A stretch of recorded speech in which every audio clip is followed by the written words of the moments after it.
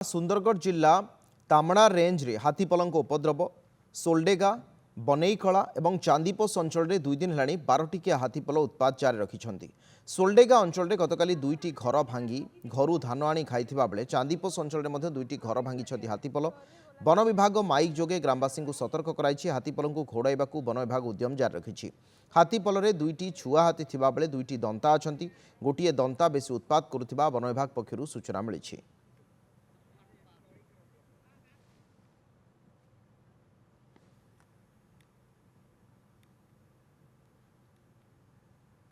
सुंदरगढ़ जिला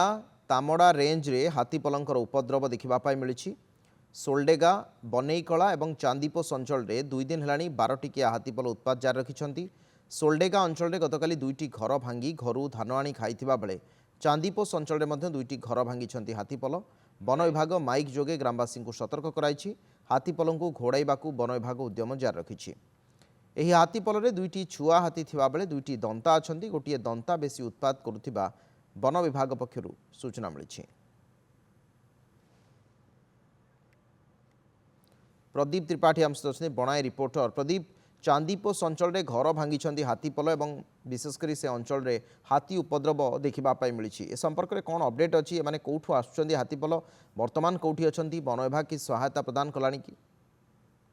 देखो अविनाश ये 2 दिन है ये हाथीपल पुणी रिटर्न करछंती जदियो आगरू 2 मास पूर्व ये हाथीपल ये अंचल घूरी बुलुले ये 12टिकिया हाथीपल